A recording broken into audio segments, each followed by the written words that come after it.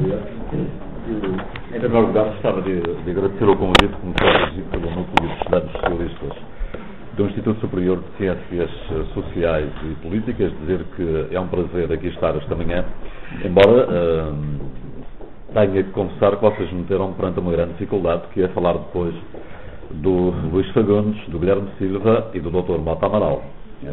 Provavelmente é um dos maiores desafios que eu tenho na minha vida, é falar depois do Dr. Mota Amaral, com o seu sentido de humor e com toda a sua capacidade de retórica e todo o seu saber em relação à autonomia. Como disse o Dr. Mota Amaral, a autonomia regional é um processo evolutivo, trata-se de uma luta secular em nome de um processo iniciado em abril de 74 e posteriormente ganhando forma de letra na Constituição de 76. A autonomia é uma conquista do povo e não uma conquista de uma pessoa ou de um partido político, embora os partidos tenham visões diferentes sobre a autonomia. Isso na Madeira é bem evidente, no caso do Partido Socialista e do Partido Social Democrata. Quero-vos dizer que já no século XIX, como disse e bem o Dr. Mota Amaral, séculos XVIII e XIX existem relatos de madeirenses e de açorianos que reclamavam autonomia administrativa em relação ao Terreiro do Paço. No século XX, com a revolta da farinha e do leite na Madeira, a reivindicação agudizou-se, posteriormente com a criação das chamadas então Juntas Gerais, e em 64 aí sim é que se dá, digamos que, o epílogo de toda esta reivindicação do povo ilhéu pela conquista de maior autonomia. Isso foi formalizado na Constituição de 66, com a criação de órgãos de governo próprio nas regiões autónomas dos Açores e da Madeira, ou seja, com a criação de governos regionais e assembleias legislativas regionais. Projetando o futuro, entendo que existe ainda um longo caminho a seguir que terá como limite os símbolos nacionais e áreas como a justiça, a defesa nacional e os negócios estrangeiros. A própria discussão sobre o cargo de representante da República, o antigo Ministro da República, é uma discussão do presente, o cargo foi esvaziado de poderes na última revisão constitucional, e acredito que no futuro o caminho passa pela eliminação desta figura que ainda tem uma carga negativa na sociedade madeirense, e penso eu também na sociedade açoriana. Aquilo também que vos pretendo transmitir é que a autonomia não é sinónimo de independência, ao contrário daquilo que muitas vezes se faz crer ou do que pensa alguma opinião pública. Não é também arma de arremesso político. A autonomia tem de ser entendida de uma forma responsável.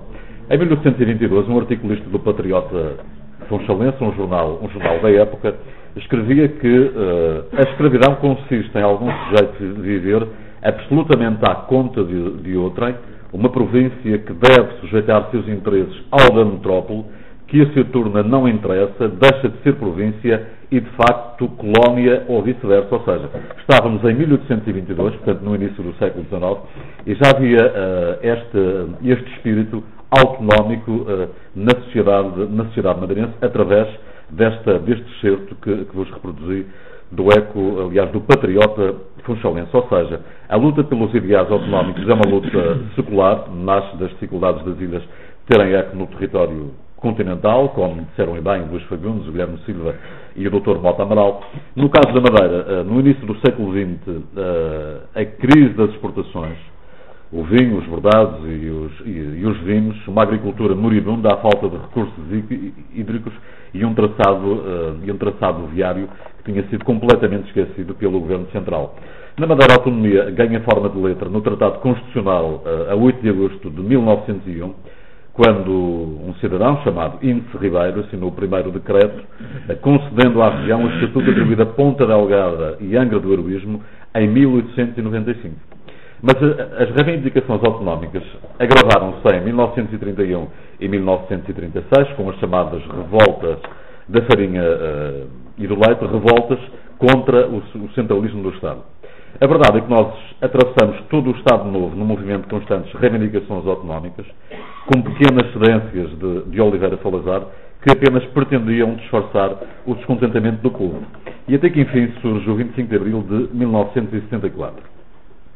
Para trás ficaram camufladas humilhações, as camufladas humilhações das ilhas adjacentes e a autonomia política e administrativa é então oficializada na Constituição de 1976. Depois de décadas de luta, as regiões autónomas da Madeira e dos Açores passam a ter os órgãos de governo próprio, os governos regionais e as assembleias legislativas regionais, passam a poder fazer leis próprias e tomar decisões sobre os nossos territórios.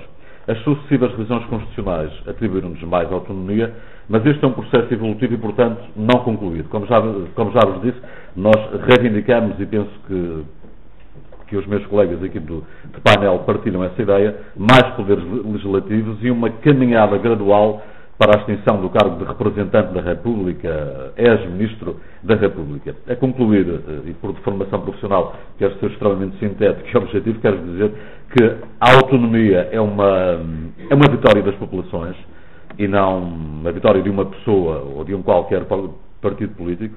A autonomia é uma conquista e não uma arma de arremesso político. A autonomia não significa, de forma nenhuma, independência.